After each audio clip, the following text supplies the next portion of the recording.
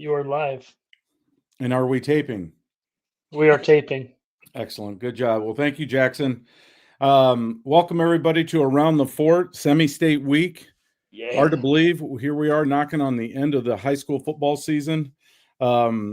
Jackson Geiger is our engineer, and he was out shooting God's creations this morning up there in the Whitley. Where's Thank this you, Jackson. at? Let's see it. Yeah, Jackson, you got a picture?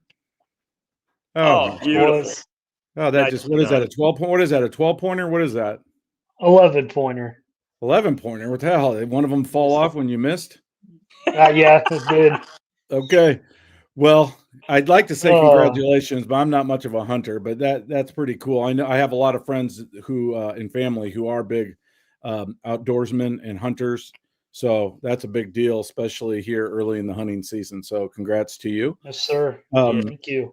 Also joining me is Jake the Snake Smith, also from the Whitley. No dead animals behind him. Jake, welcome to the program.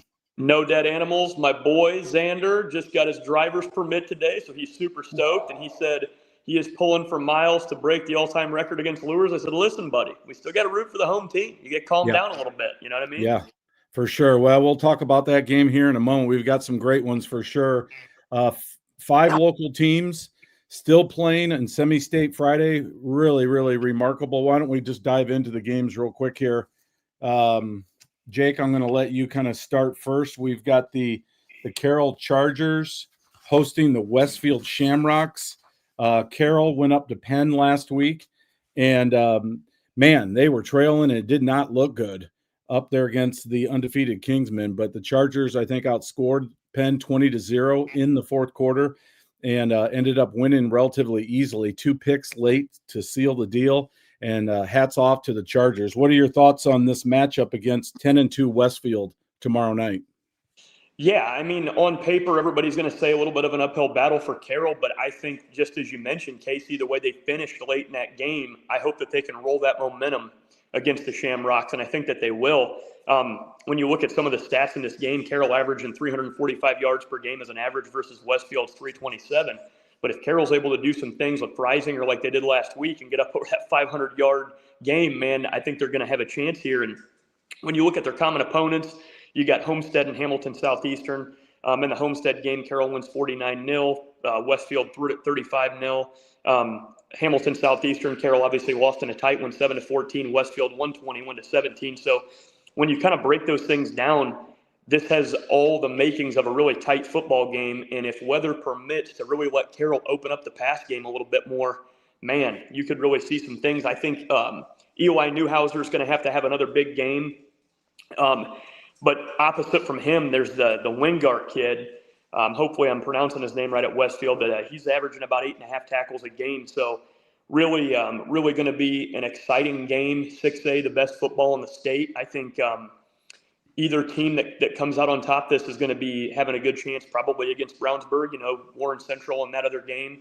I think Brownsburg would be the favorite. So I would love to see Carroll get this done. I think that they've got the offensive weapons. I think that with JVP, Jaden Van Pelt, with just how good he's been, and man, he's almost been automatic in the receiving, and then putting him on the defensive side too. I just think it's going to be an outstanding football game. This will be probably one of the top, 2 or 3 games in the state, in my opinion. Yeah, Carroll, they've won 8 in a row. I mean, I think people forget about that. The Chargers started off 1-3. Jake, you mentioned those two games against Indy Powers, Hamilton Southeastern, and Center Grove to kickstart the season. And then after a relatively easy win against Concordia, the Chargers were defeated by Bishop Dwenger 9-6 in that defensive slugfest. But I think Carroll's gotten considerably better on offense as the season's gone on.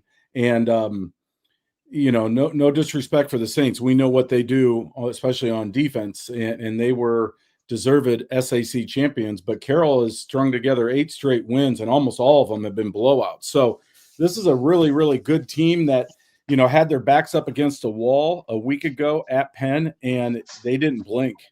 And they dominated that fourth quarter. And, yeah, you talked a little bit about the stats last week, Jake. I'll just throw out 624 yards in a 6A game, a playoff game. That's remarkable. They were over 600 yards as a team? Yeah, Carroll had Holy 624. cow. Yeah, 437 through the air and 187 on the ground. I find it hard to believe that Penn has ever allowed 624 yards in any game, let alone a playoff game. I'd be willing to bet that's a record. And Gabe Freisinger, the junior quarterback, was phenomenal, 21 of 34 for 424, 2 scores. He also led them in rushing with 102 yards on the ground. To me, that's the big story. You know, the fact that Carroll has been able to find some semblance of a rushing attack that they did not have earlier in the season. So they're not so one-dimensional. You mentioned a minute ago, Jake, about the weather. That would concern me because last time I checked the forecast, it looked like it could be a little damp tomorrow night around kickoff. It's definitely going to be chilly, you know, low to mid 40s probably. And if the ball's wet, if it's spit and rain, that could be, I think, a tall task for these Carroll Chargers. And talking to Andy Papagiannis this week, the offensive coordinator for the Carroll Chargers, he didn't necessarily come right out and say that he thought this defense was better than Bishop Dwinger's, but I could kind of read between the lines. And I think, and I'm paraphrasing here, I don't want to put words in his mouth. I think he definitely talked about the length on this Westfield defense. He said, Casey, it seems like every one of their players is 6'3" or taller, and they're long and athletic across the board. Defensive line, linebackers, secondary, and I think that concerns him. If you look at Westfield's scores this year, they've done a great job keeping people, down. They're only giving up 13 points per game on the season.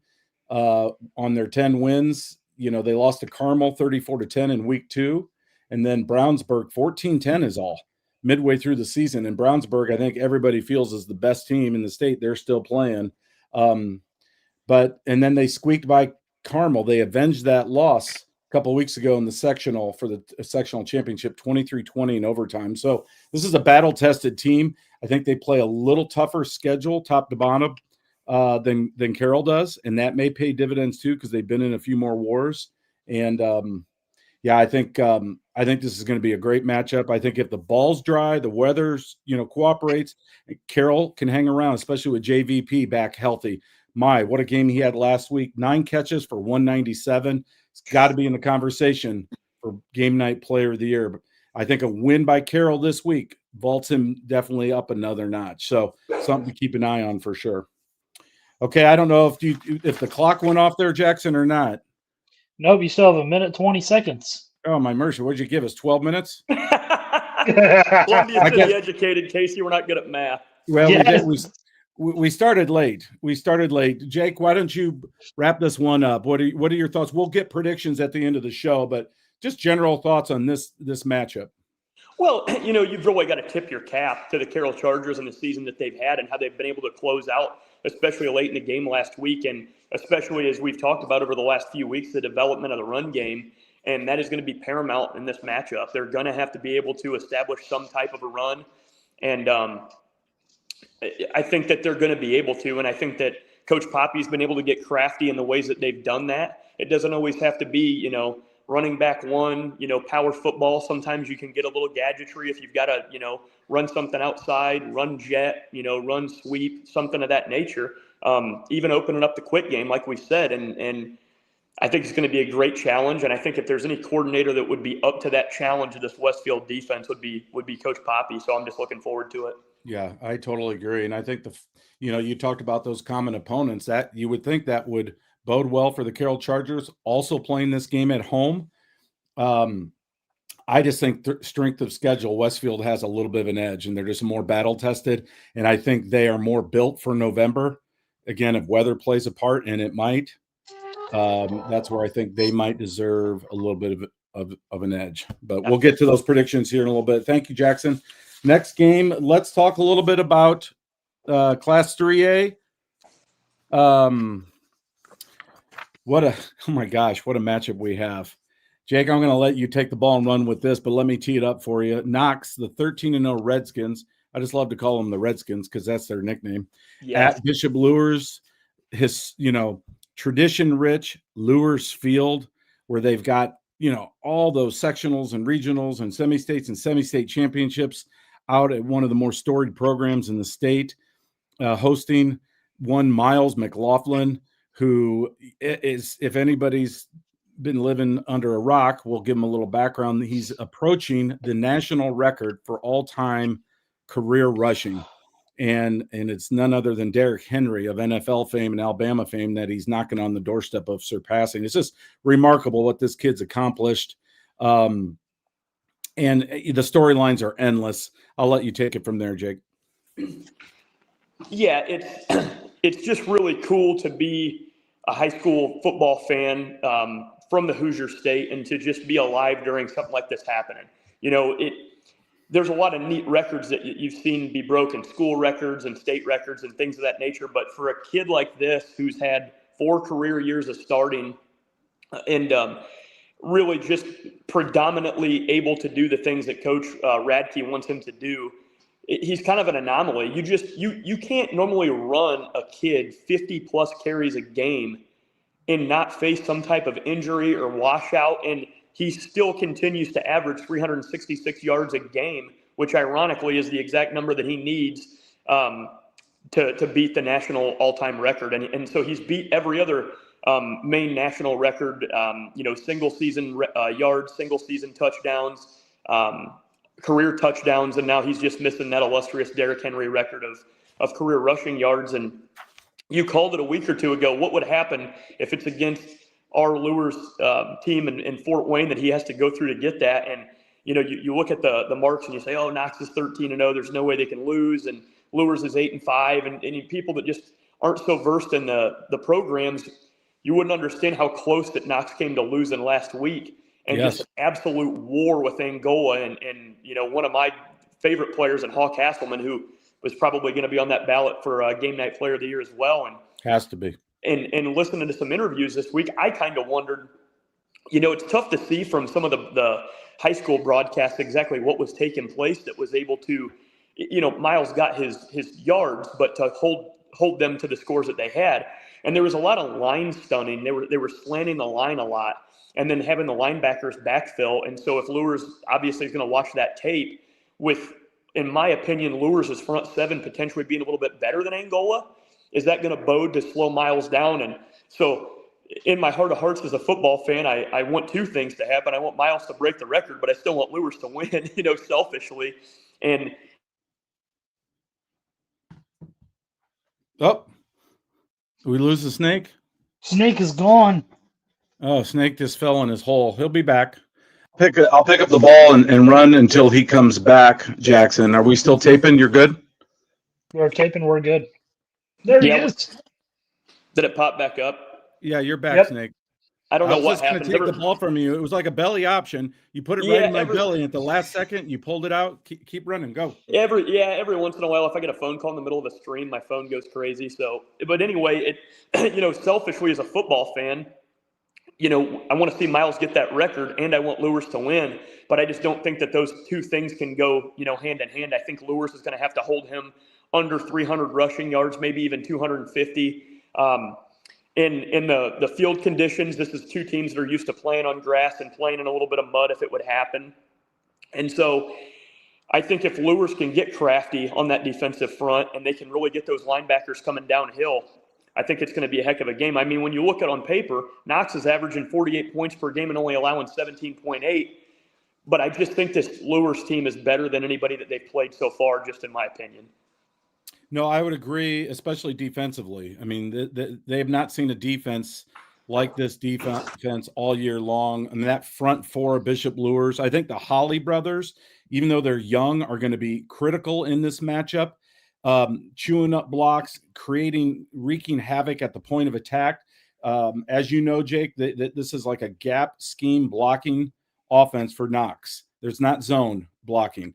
Man, they block down, they do it aggressively, and then Miles McLaughlin is one of the more patient running backs you'll ever see, because it is literally football in a phone booth.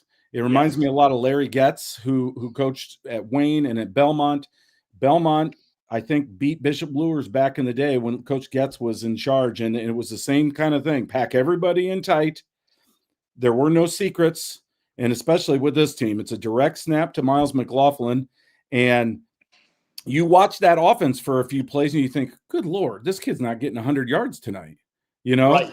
but he's so patient, and they are just fully committed to what they do, are the Redskins offensively. They can get 1 or 2 yards. They seldom lose yards. That's, to me, the key. Can Lures get a few guys into the backfield and get some tackles for loss and get Knox off schedule? And so they're looking at 2nd and 13, 3rd and 10, things of that nature, where they're very uncomfortable. That's where Lures will have a huge advantage, making them uncomfortable. But that being said, they will still run what they run. And I'd be shocked if we saw more than 1 or 2 passes tomorrow night from Knox. They had one last week against Angola that was wide open. Angola bit on it, and McLaughlin threw the ball up, but 2 of those players from Knox ran into each other, and it looked like a team that wasn't accustomed to throwing the ball much. And even though it was wide open, and it would have went for 6. So I think Lures, packs everybody in on defense. They take some chances, shooting some gaps. I think, again, the Holly brothers and then the Taylor brothers, those 4 guys up front are going to dictate Bishop Lures' success, I believe. Bishop Lures linebackers are very, very good, but they're not real big. But they're definitely quicker, I think, than anybody Knox has seen. So if Miles bounces to the outside, I think Lures has the speed to corral him. So I think that's where Lures has an edge. You'll get a kick out of this, Jake. Carson Bradley, defensive coordinator from Bishop Lures. I was picking his brain like crazy these last couple days, and he shared with me. I just thought this was fantastic. In a nutshell, what does Lures defense have to do? And he says, quote, rip the door off the telephone booth and give ourselves room to play. Spatial Darwinism. Let our dudes be dudes. I love it. And I also had some correspondence with Coach Kyle Lindsey as well. And you can just tell, I don't want to put words in his mouth, but he's a little fired up from this all the chatter is how he referred to it, about Miles McLaughlin and the prospect of this record being established on hallowed Lures Field soil. I mean, you can just tell that they're playing that card, and I would too. It's not even playing a card. It's legit. That conversation all week long has been, they're not coming in here and pushing us around, and this record's not happening on our field. And as far as theater is concerned, this is about as good as it gets in my 28 years of publishing Northeast Indiana Game Night. This is going to be some scene tomorrow night out at Lures. Last thoughts, Jake. Yeah, and what's funny is how small football is. I don't know if any of you guys caught the Ole Miss game last week, but Ole Miss is a spread team, and they use a lot of the Mike Leach principles. They came out and ran 4 plays out of this exact offense. And you can't tell me, as crafty as Coach Kiffin is, that he didn't see some of these Derrick Henry interviews and Gronkowski interviews and watch a couple plays that Miles ran and put that right into the game. I guarantee that's where it came from. Absolutely. And I just there's a lot of copycats out there, and when something works, it works. And regardless, win or lose for either of these teams, this is going to be a fantastic scene and great for high school football, certainly in the northern half of the state. We're pulling for Lures, but you can't help but have a little bit of a soft spot in your heart for Knox and Coach Russ Radke, and of course Miles McLaughlin on the precipice of high school football immortality. It's really exciting stuff. All right. Well, thank you for that, Jake Jackson. Let's get out of there and jump into Class 2A. We got a familiar team as well. Locally, Adams Central at 13-0, the Flying Jets. They are just amazing. Coach Michael Mosier and that crew, man, they just do it week after week. Last week, they were down 14-0 at home, I believe, right, against Eastbrook. And it didn't look good. And they came storming back and won that game by 2 touchdowns. They've been down quite a few times this year. And so this is a team that isn't phased. They stay in the moment. They don't get down on one another. They stick to the game plan. And, man, this is just quite a juggernaut. And here they are with a 5th straight trip to semi-state, hoping for a 5th straight trip to the state finals, going up against a juggernaut in their own right in Andrean. The 59ers are 11-1. They're big. They're athletic. They've got 3 or 4 D1 types on their roster. on paper, just looking at height, weight, and all the measurables, you think Andrean's got to be a huge favorite in this game? Adams Central played this team last year and won 20-13, also up there in Maryville. So what a matchup, Jake. I'll let you talk a little bit about this one. Well, first and foremost, you've got to be super excited as an IU fan because Coach Sig was able to flip the commitment from the Wisconsin commit, Ben Novak, 6'6", 330-pound offensive lineman from Andrean. So he's coming to the Hoosiers. Yeah, so and he also exciting. There was another kid too, right? Or was that him, the one that was going to Wisconsin? He was going to Wisconsin and just flipped his commitment, so that's pretty big. Jackson was excited about that too, I believe. Yeah. Well, and the thing about it is, no. When you go down that, you've got the Novak kid, you've got Ethan Reyna, and you've got Javier McCoy, and the Reyna kid has Purdue, Rutgers, Minnesota, and like 6 MAC offers, and the McCoy kid has a Purdue offer. So you start going down and look at their ball carriers, their linebackers, their linemen. They're loaded with D1 talent.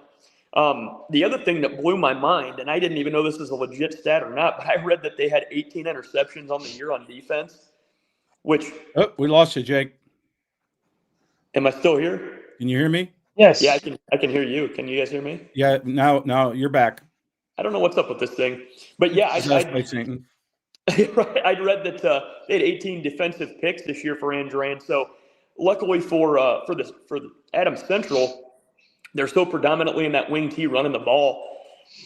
It's just every year that every team that AC goes up against, there's some buzz about how many dudes they've got, how many studs they've got, and AC always finds a way to win. And just like you alluded to, with them even playing down a little bit against Eastbrook, it doesn't seem to phase them. And you just can't. It's almost ingrained into their blood, it seems like, for the Jets. So they're so used to that being in their element. As much as I would love to say that Andrean, with all these studs, should just roll over them, I just feel like the Jets are going to have the edge again. I think that with Jamison Roach and what they've been able to do, and just continue to keep their standard as time has gone on, I just think it's the Jets' game to lose. Those are great points, Jake. I mean, last year I pulled up their box score up at Andrean. Adams Central was ahead 14-3 at halftime, and then they scored 6 points in the third quarter to lead 20-3 going into the fourth. And then they got outscored 10-0 at the end of the game, but they were in full control of that game a year ago. You look at the stats, they're almost identical. 267 total yards to 247 in favor of AC. The rushing yards were the difference, 242 to 104. It's not supposed to be rainy tomorrow. And I think Andrean can throw the ball around a little bit more, certainly, than AC can. So on a dry track, and if it's not windy or the ball's not wet, maybe the 59ers learn something from a year ago. That being said, don't forget about Braylon Reber, the big, tall, 6'4" tight end / wide receiver. He's a two-way player, plays safety as well. He is really good in the pass game as well. And another kid that I don't think we should take our eye off of is Joey Everett. That's a kid. He had an amazing catch, each in the last 2 weeks. He's a wingback. They like to run him the ball, but not as much as Vance Miller, the fullback, or the quarterback, Jamison Roach, or even the other running back, Thomas Laughlin. Joey Everett's kind of more of that speed guy, but he's also one of their playmakers in the passing game. And I just can't help but think Michael Mosier's been putting in some passing. Look at that, sweetie. What a sweetheart.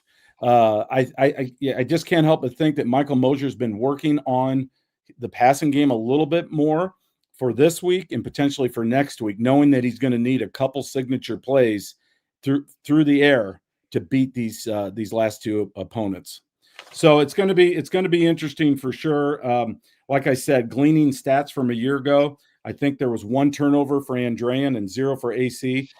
A game like this is going to come down to that again: penalties, turnovers, finishing drives. I think AC might have been 4 out of 5 last year on 4th down in this matchup. Andrean could not get the Flying Jets off the field defensively. They just kept converting, and that's the name of the game. That's AC football. And if they can do that again tomorrow night, the Flying Jets will make a 5th straight trip to the state finals. Jake, why don't you put a bow on this one? Yeah, you're to the point in the season, this late in the playoffs, that you've got to play more mistake-free, win the turnover margin, which I think AC can do, and play with a clean sheet. And then also really time of possession, especially for a team like the Jets, if they can manage the clock a little bit better, I think that AC can come out on top in this one. But they are going to have to watch out. Just such a balanced offense with some D1 talent. AC's defense is going to have to come correct. Yeah, no doubt about it. I mentioned Vance Miller last week. He led the team, 191 yards, 2 touchdowns on 15 carries. What a workhorse he was last week for AC. And then in that passing game, Braylon Reber, 3 catches, 52 yards, 1 touch. Joey Everett, 2 catches, 46 yards, 1 touchdown. Those are the 2 weapons in the aerial attack for Jamison Roach. They do just enough through the air to keep you honest. And they're clicking on all cylinders right now. Everybody's healthy down in Monroe. This is going to be another fantastic matchup. They won last year up there. They can certainly do it again this year, but I do think it's a tight battle. I think Andrean's a little bit better than they were a year ago, just analyzing their stats and their scores. So I think this is a game that comes down to, the fourth quarter, maybe the last possession. Yep, totally agree with that. That's going to be a great game. No doubt. There's another great picture there from Doug Blackwell from Game Night. Thank you for sharing that, Jackson. I wanted to mention real quick 2 things going back to the Lures Knox game. Darian Carswell, we had a picture of him. If you click on him for me, Jackson, that's a kid that just doesn't get the credit that he deserves. There he is, number 2. On both sides of the ball, I feel like he's just keeps coming up with one big play after another. There's all that talk about the linemen on both sides of the ball. Certainly Mikael Woodson in the secondary, the 2 sophomore running backs. But this is a kid, this senior here, Carswell, that I think is in many ways the glue, the heart and soul of this team, if you want my honest opinion. He plays with such passion. He's a senior leader on both sides of the ball. He could come up with a magical play tomorrow night as well. And then conversely, Miles McLaughlin, make no mistake, he's the guy. I think he had 7 picks as a safety going into last week's game, and he might have got 1 or 2 more, I believe. Yep, he did. He actually closed the game out with it. He's remarkable, and he runs the defense. He gets everybody in line, so he truly is the quarterback of the defense, and not in a wildcat situation. I mean, he's back there getting people in that 4-4 alignment where they need to be. If Lures can hit some pass plays early and loosen up that defense, Andrean plays downhill. Man, they blitz those linebackers. Those 2 middle backers come almost every play. And they can loosen up that defense with a pass play or 2. I think the Knights will be primed for a win against Knox. All right. Sorry, just wanted to add that. Let's jump down to Class 1A. Pioneer 12-1. For the Panthers, that's a tradition-rich program at South Adams. The Starfires are at 10-3. I'm so glad this is being played on artificial surface down in Bern. That being said, if the ball's wet, Titus Lehman, the quarterback, they rely so heavily to South Adams on the passing attack. I'm not sure if they want to get into a shooting match per se, if the weather is not cooperating with Pioneer. Your thoughts on this one, Jake? Yeah, it's really neat when you've got 2, 10, 11-year coaches there with Coach Barry and Coach Mosier, respectively. So when you've got long tenured guys like that, they understand what their philosophies are offensively and defensively. One thing that I noticed right off the bat is that one lone loss for Pioneer was to Knox. And much like North Miami, Pioneer is a rushing powerhouse. They've got 3 rushers this year with over 1,000 yards in Van Meter, Ryan, and Rands. And so you kind of wonder. Oh, you're back. You kind of wonder, is this a situation where they were able to beat North Miami, but can you now beat 3,000-yard rushers on the same team? So you've got fresh legs at all times. I think that's going to be really difficult on that Starfire defense, but love Titus Lehman, the connection he has with Somerset, being able to move the ball down the field. I think obviously they're going to have a successful game passing, but as you mentioned, being on turf is definitely going to help with that. And you wonder with that, I don't know what Pioneer's playing surface is, but I'm assuming it's probably grass. Not only moving from that grass to an artificial turf in your run game changes things a little bit too. So It's going to come down to, again, can South Adams put points on the board consecutively? And then how good is that defense going to be against these 3,000-yard rushers? I think it's going to be an uphill battle for sure. No doubt about it. South Adams just a few weeks ago, according to Sagarin, had the highest percentage probability to make it to the state finals of any team locally. And that was with, I feel like 10 or 12 teams still in the mix in all 6 classes. Since then, I think Dwenger might have surpassed them, but clearly the computers know something about South Adams football, and they know that last year's run was no fluke and that this year's run backs up what Coach Grant Mosier's squad did a year ago. So this is going to be another great game here locally. We're certainly pulling for South Adams. We talk a lot, Jake, throughout the season about what it means to be built for November playoff football.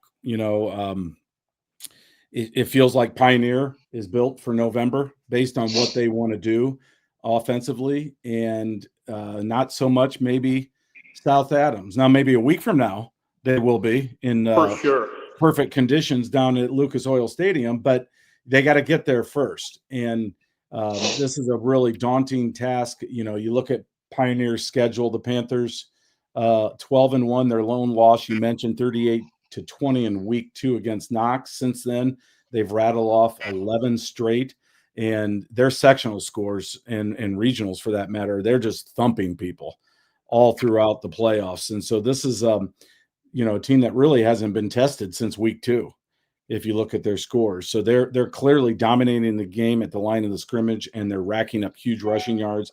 And as you mentioned, it's really hard to defend them because you don't know who's going to get the ball, because they have a 3-headed monster that Knox conversely does not have. So we'll see. South Adams, you look at their schedule, let's face it, they're battle tested as well. North Miami was really great opponent a week ago. Very much so. Quality win there for the Starfires.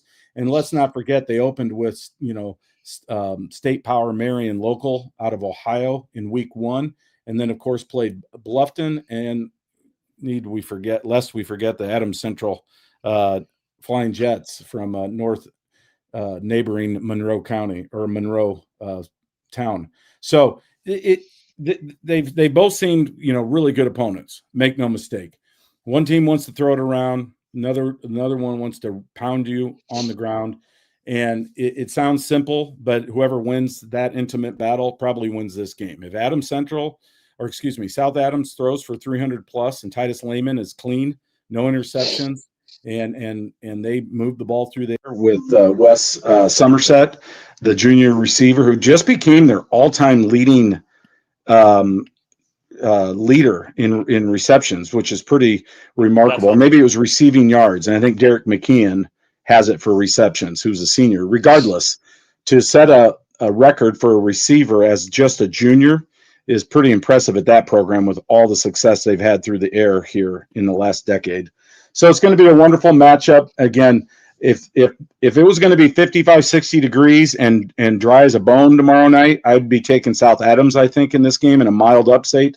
But that being said, you got to lean towards Pioneer just because of who they are and what they do, their tradition, certainly their scheme on offense, what they try to do. You look at all the success they've had in the postseason. They have not won a semi-state though since 2018, so it's a while. But they had that stretch there from 2014 to 2018 where they had 4 semi-state championships and 2 state championships in Class 1A in 2017 and 2018. So they're very comparable in terms of their traditions. Pioneer has maybe just a little bit more success in the postseason, but these are 2 accomplished football programs. It's going to be another great matchup. Why don't you wrap it up? Absolutely. The one thing that I'm wondering is I don't know if Pioneer has seen a team that can throw the ball around as well as South Adams, and if the weather conditions permit where the Starfires can come out slinging the rock over the top and it catches them off guard, that might be their key to success. I asked Grant Mosier that very question, and he said they've seen a few teams that throw it around, but not like we do. And he wasn't saying that in a cocky way, just in the fact that they throw the ball quite a bit, and that's who they are. That's who South Adams is as an offense goes. And so that's a great point, Jake. I asked the same question, and certainly if Mother Nature cooperates tomorrow night, that could bode well for the Starfires. All right, do we have Jeff yet? We do. That could bode well for the Starfires. All right, do we have Jeff yet? There he is. There's a delay. Somebody's got their. That could bode well for the Starfires. All right, do we have Jeff yet? There's a big echo there. I don't know. Oh, you guys got me. I cannot hear you. Correct that. We can't hear you, Jeff. I got you, Jeff. Let's see what's going on here. I got no audio. Oh, there we go. You're there. Welcome, Jeff Mahoney from Summit City Sports. Jeff, thanks for tuning in real quick. I don't know if you've got a chance to hear any of what we've discussed. If you want to make any comments, you're welcome to, but otherwise we'll just jump right into South Bend St. Joe at Bishop Dwenger, the game that you're doing. Hey, Casey, sorry about that. I did not have my speaker on for the first part there, so I missed the intro. Well, that's okay. I was just going to tee you up to talk a little bit about South Bend St. Joe at Bishop Dwenger, the game that you and Tim Atkinson, I believe, are doing for Summit City Sports tomorrow night at Shields Field here in town. An intriguing matchup of the 5 local teams. I think Bishop Dwenger has the best chance to advance to the state finals. Doesn't mean that they're a gimme to win and that the other 4 aren't going to advance. I mean, you know how upsets are this time of year, and sometimes you think you got something figured out and you find that you're completely wrong. What are your thoughts at first glance in this matchup? Yeah, I'd agree with you. The first thought is I go back to 2015 in that semi-state game when Dwenger traveled up to South Bend St. Joe and got the big win. I believe they were the Indians at the time, 41-7 en route to a state championship, their 4th state championship in the program's history. But yeah, South Bend St. Joe looks a little bit beat up. They are a big team, Casey. I mean, you got wide receivers like Dallas Downey and Austin Radigan that go 6'2", 6'4". They're playing Austin Radigan on the defensive side of the ball, 6'4", 225, a little bit more now. One of their top players, Charles Grew, is a tight end defensive end at 6'5", 200. So, I mean, they've got solid players on both sides of the ball. But obviously this team is known for their defense. When you look at Bishop Dwenger and South Bend St. Joe, these are 2 of the top defenses in the state. Dwenger ranking number 3, giving up 8.2 points per game.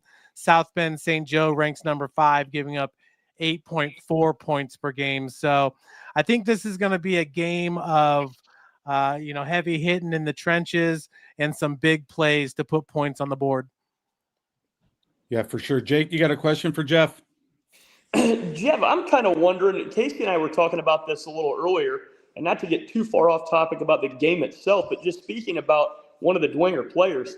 When you look at Vance Dippenbrock, the long snapper who's committed to Bowling Green, and it looks like he just picked up a Miami offer. Lucas Nguyen is ranked 5th nationally at kicking. How is this guy not offered yet on the Dwenger side? Boy, we've all been scratching our heads with that one, and for sure it's going to come.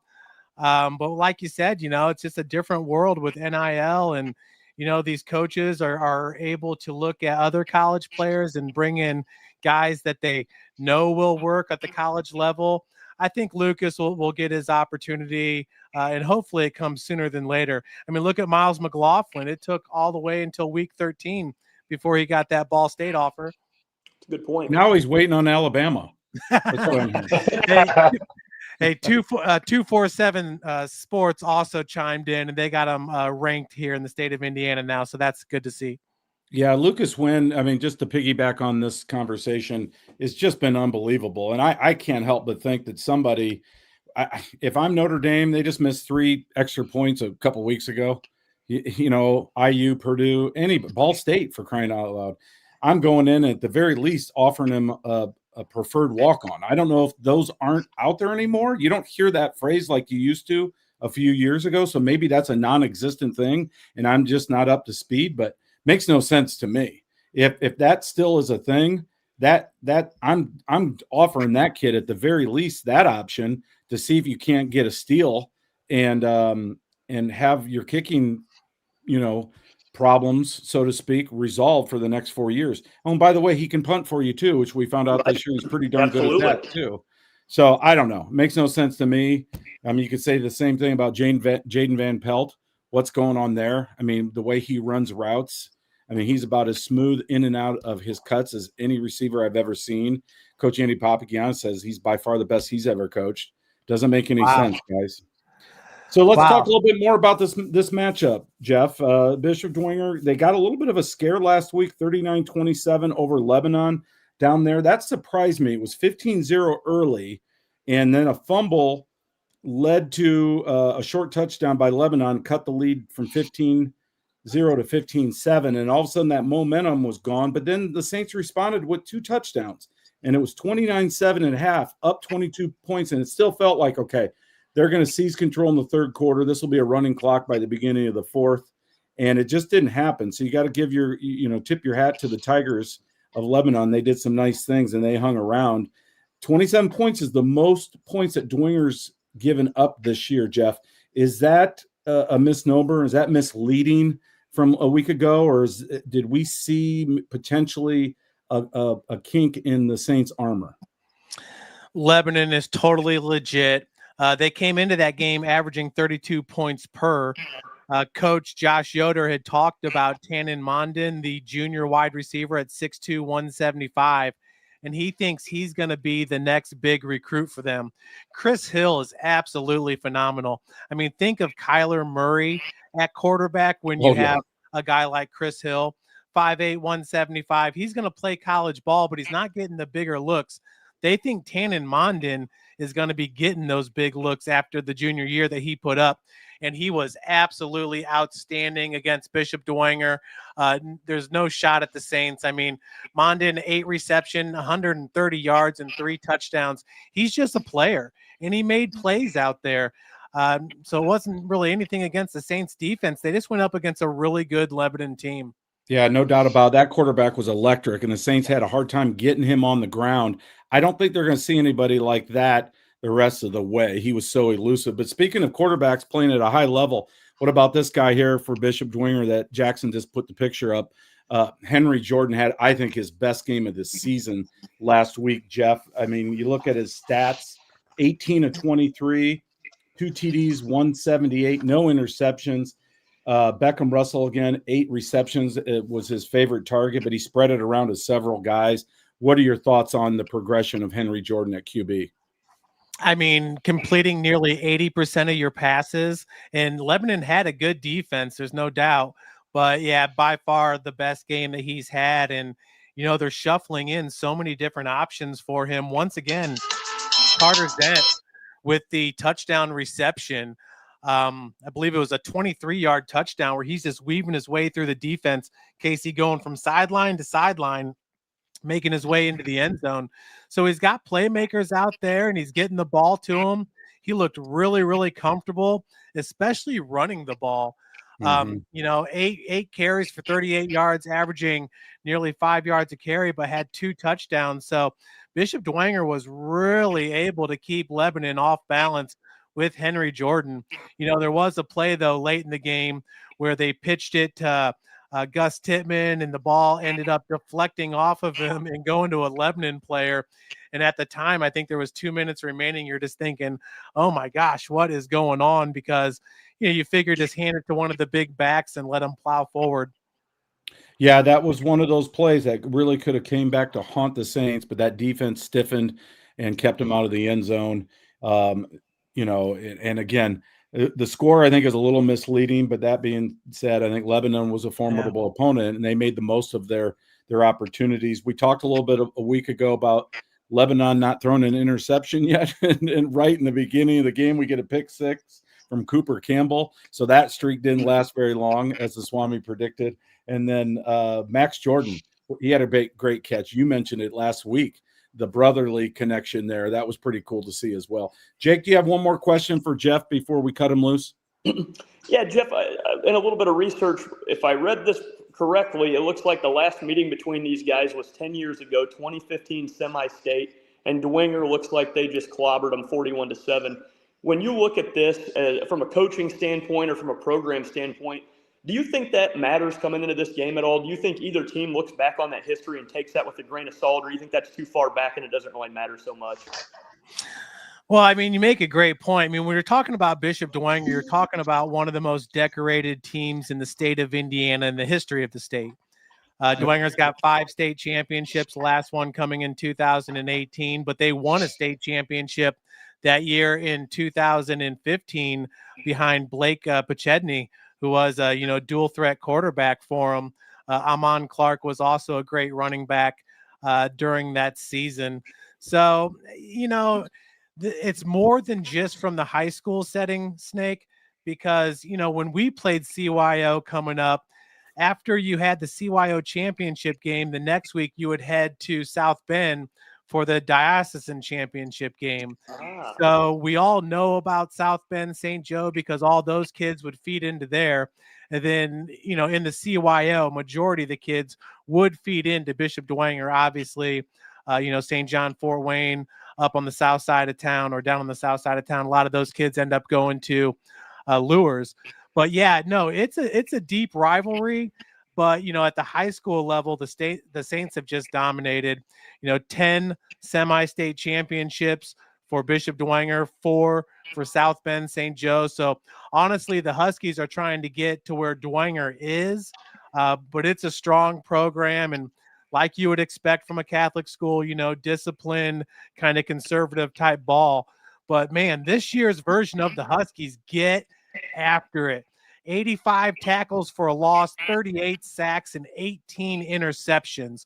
Ooh. So they have more sacks and more interceptions than Bishop Dwenger does on the season. Dwenger with 24 sacks and 16 INTs.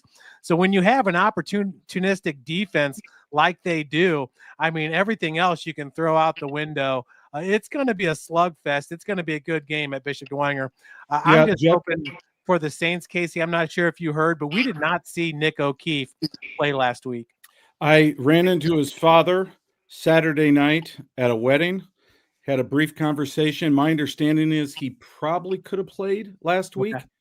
And I think he's going to play this week. They missed him at cornerback, no doubt about it. And they'll need him in this game. Real quick, guys, Jeff, I just looked up. I remembered 2 of these matchups, the 2015 one, also 1983, Bishop Dwenger beat South Bend St. Joe 14-0. I remember that game. I was at that game.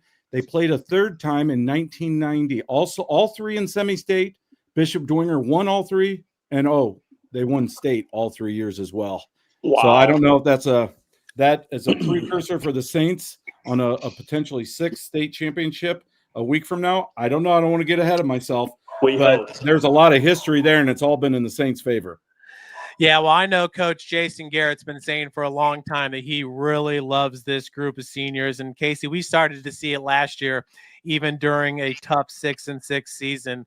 But yeah, I'd agree with you. I mean, this really does seem like a team of destiny, just because you really can't single out one player. I know we do a lot with Houston Ellinger, Dougie Henry Jordan, but really this is a team of just, you feel like all 11 on each side of the ball are pretty equal. There's a lot of interchangeable parts with this team, and that is just huge when you're trying to make a postseason run. Yep. Okay, well, thank you, Jeff, for joining us. We'll be tuning in tomorrow night. Have a great game, and go Saints, go Chargers, Knights, Flying Jets, Starfires, all 5 of you. Let's get them all through, right? It's going to be a good weekend for the 260. That's right. Thank you, Jeff, for joining us. Thank you, guys. Good night. Take care, bro. Okay, Snake, you ready to jump in? Let's do it. My dog fell asleep on me, and now he's woke back up, so we're ready to rock. Oh, what a sweetie. All right, well, I'll just tee you up. I kind of agree with the Swami this week. Sometimes I don't, but this particular week, I do. Last week, the Swami was undefeated on his picks, had all his winners correct, and he actually had three margins of victory within a single score: Carroll, Adams Central, South Adams. So the crystal balls are really kind of heating up this time of year. And but that scares me going into this week, because the Swami is predicting some heartbreak city for some local teams. Let's jump right into it, Jake. In Class 6A, Westfield 10-2 at 9. Carroll. The Chargers, as we said, have won 8 in a row. They're playing really, really good football. That passing attack is electric. The defense has been pretty stout, and of course, they found a running game to complement the air attack. Swami says Westfield by 11. Is that too many? Man, I think that's dead on. My gut tells me right in that 9 to 10 range, so I'm gonna stick with that. Did he lock up? Can you guys hear me? Now I can. I can hear you, Jake. That's weird. I just said I think that's dead on. It just keeps. I keep losing audio. Are you losing the audio too, Jackson? No? I'm not. Okay. There's something quirky. Yeah, I think 11's dead on. I kind of feel like maybe 9 or 10, but I definitely think the edge goes to the Shamrocks. I'm thinking like a 24-13 type game, something like that. Yep. But again, it's all going to come down to, I think, can Carroll throw the ball? Will the Mother Nature cooperate? I worry about that long, lengthy, athletic defense from Westfield. I do think this is probably the best defense that Carroll has seen this year, including Bishop Dwenger. And but we'll see. Carroll found a way. They pulled a rabbit out last week to beat Penn, so anything's possible. Can you still we hope they do it again.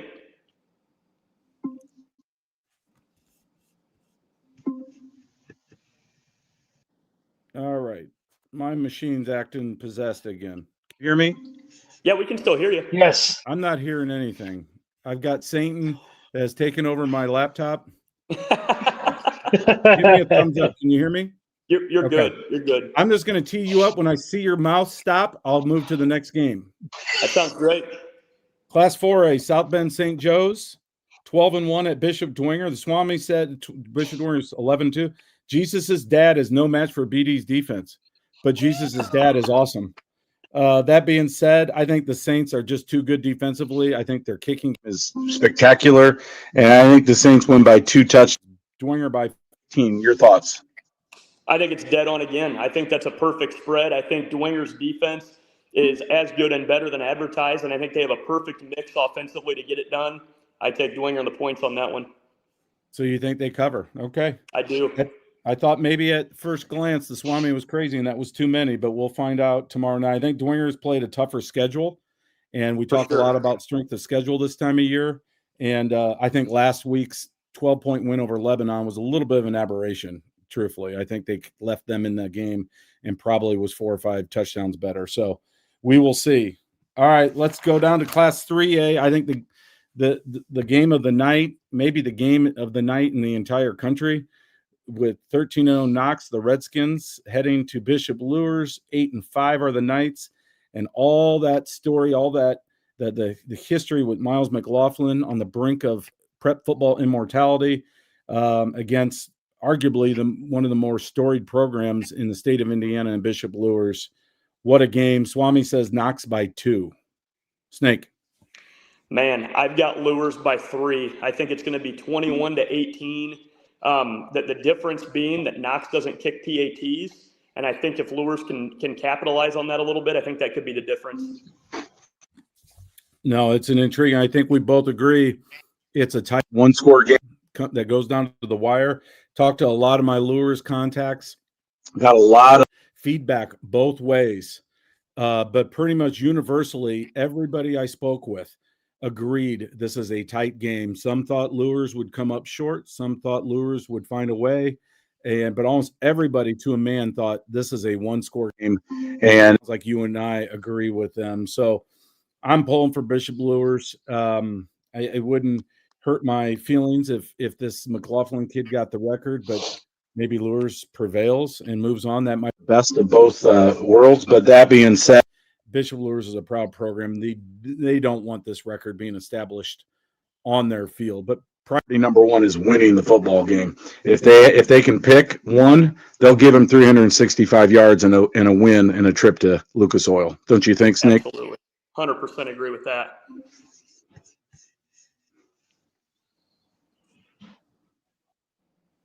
Okay, you're done talking. Good.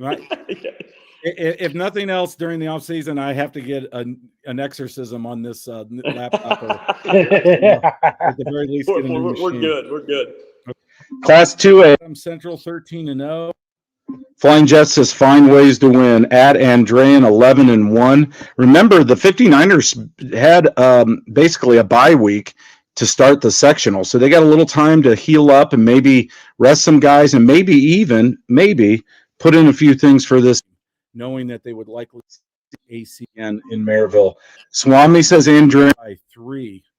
that they avenged last year's loss. Your thoughts? Well, I have a natural disdain for the Fighting 59ers as they beat Eastside's Laban Davis at home in semi-state just a mere few years ago. I've got AC by 1 and a tight one. Okay, good. I like to see you bucking the trends and slapping the Swami in the face. Swami, I agree with him on some of these picks, but I'm also pretty mad at him, if you want to know the truth, because I like to see people jump on the local bandwagon. I'm definitely pulling for AC, as I am all the local teams. the last game involving a team from the Game Night Nation is South Adams. 10-3 are the Starfires hosting 12-1 Pioneer. Again, if I knew unequivocally that it was going to be dry tomorrow night, 50 degrees, no wind, I think I'd be taking South Adams in a mild upset here. That being said, Swamp Pioneer by 12, and I agree with him. Your thoughts, Jake? I've got Pioneer by 7. I think just that rushing attack and a multitude of backs that they have, I think is going to be a little bit too much. And again, just like you alluded to, if that weather comes into effect, that's really going to make it a little bit worse. But weather permitting, I think South Adams can definitely come out with the win, but I'm taking Pioneer by 7. Okay. Well, one Game on the on-campus real quick. Hats off to Coach Sherman, first-year coach out at St. Francis. Got the Cougars into the playoffs. They host Evangel. I think it's pronounced Evangel. On Saturday, I believe at noon kickoff. So if you're not doing anything Saturday, IU and Purdue aren't playing.